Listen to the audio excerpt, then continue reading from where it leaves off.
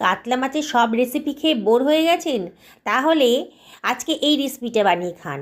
একেবারে নতুন স্বাদের, আর বানানোটাও কিন্তু একেবারে সোজা। খুব অল্প সময়ের মধ্যে অসাধারণ স্বাদের এই রেসিপিটা বানাতে মাত্র 10 থেকে 12 মিনিট টাইম লাগবে। আমি কাতলা মাছের টুকরোগুলোকে হাফ টি চামচ মতো লবণ দিয়ে আর হাফ টি চামচ মতো গোলমরিচের গুঁড়ো দিয়ে মাখিয়ে নেব। আমি এখানে হলুদ দেবো না কিন্তু। আর দিয়ে দিলাম 1 টি চামচ মতো সর্ষের তেল দিয়ে ভালো করে এটাকে মাখিয়ে নেব। তাহলে গোলমরিচ আর লবণটা মাছের গায়ে মাখানো হয়ে যাবে। এবারে খুব ভালো করে এটাকে ম্যারিনেট করে এটাকে আমি ঢাকা দিয়ে রাখবো 3-4 মিনিটের জন্যে। কড়াইতে তেল গরম করে নিয়েছি, আমি সাদা তেলে রান্নাটা করব। এবার মাছগুলোকে আমি ভাজতে দিয়ে দিলাম। একসঙ্গে সব মাছ দেবো না, অল্প অল্প করে বেচে বেচে মাছগুলোকে ভেজে নেব। খুব বেশি ভাজতে হবে না। মাছের কালারটা যখন একটু চেঞ্জ হয়ে যাবে তখনই মাছগুলোকে আমি অন্য একটা পাত্রের ভেতর তুলে রাখবো। এবারে ওই তেলেই আমি বাকি মাছগুলোকেও দিয়ে দিচ্ছি। একইভাবে মাছগুলো বেশি ভাজবো না, তুলে রেখেছি। এবার ওই তেলের ভেতর দিয়ে দিলাম হাফ টি চামচ মতো গোটা জিরে, আর দিয়ে দিলাম একটা পেঁয়াজকে কেটে দিয়ে দিয়েছি, আর খানিকটা আদা কুচিও দিয়ে দিয়েছি, আর দিয়ে দিলাম একটা টমেটোকে টুকরো টুকরো করে কেটে দিয়ে দিয়েছি। এবার দিয়ে দিলাম কতগুলো কাঁচা লঙ্কা। আমি এটা কাঁচা লঙ্কা দিয়ে রান্না করব। আর দিয়ে দিচ্ছি হাফ টি চামচ মতো লবণ। এবার একটু নাড়াচাড়া করে নিচ্ছি। এই মশলাটাকেও বেশি কষাবো না। মশলার কালারটা যখন একটু চেঞ্জ হয়ে গেছে, দেখুন আমি এখানে হলুদ আর শুকনো লঙ্কার কিন্তু লাল লঙ্কার কিন্তু ব্যবহার করিনি। দিয়ে দিলাম কতগুলো কাজু দানা, আর দিয়ে দিলাম কতগুলো কিশমিশ। এবার সব কিছু আমি ভালো করে মিশিয়ে নিচ্ছি।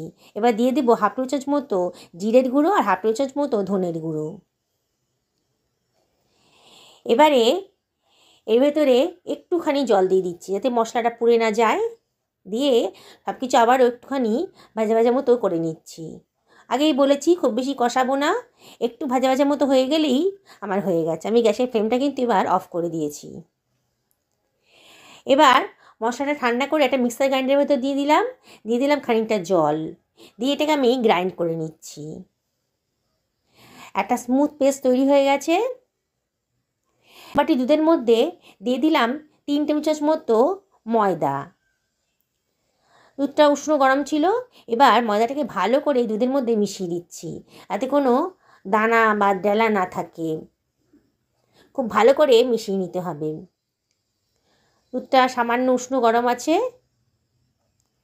খুব ভালো করে ময়দার সাথে দুধটাকে ভালো করে মিশিয়ে নিলাম। এবার কড়াইতে দিয়ে দিলাম গোটা গরম মশলা। গরম মশলাটা একটু ফ্রাই হয়ে গেছে তখন তার ভেতর দিয়ে দিচ্ছি হাফ টি চামচ মতো গোটা জিরে। বেশ সুঘ্রাণ যখন একটা গন্ধ বেরোতে আরম্ভ করে দিয়েছে তখন দিয়ে দিলাম বেটে রাখা মশলার পেস্টটা। এবারে গ্রাইন্ডারটা ধুয়ে একটু জলের ভেতর দিয়ে দিলাম, দিয়ে সব কিছু ভালো করে মিশিয়ে নিচ্ছি। এবার কিন্তু মশলাটা ভালো করে কষিয়ে নিতে হবে। মশলাটা খুব ভালো করে কষানো হয়ে গেছে দেখুন খুব ভালো করে কষিয়ে নিয়েছি। এবারে আমি দিয়ে দিব এর ভেতরে ময়দা গোলা দুধটা দিয়ে কিন্তু অনবরত নাড়তে হবে। খুব ভালো করে নাড়াচাড়া করে সব কিছু ভালো করে মিশিয়ে নিতে হবে। দেখুন আমার কিন্তু ঝোলটা বেশ ঘন হয়ে গেছে। দেখুন গ্রেভিটা খুব ঘন হয়ে গেছে। এবারে বেশ ফুটতেও আরম্ভ করে দিয়েছে। আমি এর মধ্যে দিয়ে দিলাম হাফ টি চামচ মতো চিনিটা দিলে কিন্তু রান্নাটার স্বাদটা খুব সুন্দর আসবে। এই রান্নাটা খুব একটা ঝাল হয় না, একটু মিষ্টি মিষ্টি হয়। এটা পোলাওয়ের সাথে ভাতের সাথে খেতে কিন্তু সত্যি অসাধারণ লাগে। এবারে আমি গ্যাসের ফ্লেমটা কমিয়ে দিয়ে ভেজে রাখা মাছের টুকরোগুলো দিয়ে দিচ্ছি। এত সোজা রান্নাটা বিগিনার্সরাও একবার দেখলে পরে কিন্তু করতে পারবে। এবার দিয়ে দিলাম খানিকটা গোলমরিচের গুঁড়ো, এই 1 টেবিল চামচ মতো দিয়েছি, আর দিয়ে দিলাম কতগুলো চেরা কাঁচা লঙ্কা। গোলমরিচটা দিলে পরে কিন্তু রান্নার একটা অন্য মাত্রা এনে দেয়, স্বাদটা কিন্তু দারুণ সুন্দর আসে এই গোলমরিচ দেওয়ার জন্যে। দেখুন আমার কিন্তু ঝোলটা বেশ ফুটতে আরম্ভ করে দিয়েছে। এবার আমি এর ভেতর দিয়ে দেবো 1 টেবিল চামচ মতো গাওয়া ঘি, আর দিয়ে দিলাম খানিকটা কসুরি মেথি, হাতে ডলে দিয়ে দিলাম। আর খানিকটা ধনেপাতা কুচিও এরপর ছড়িয়ে দিচ্ছি।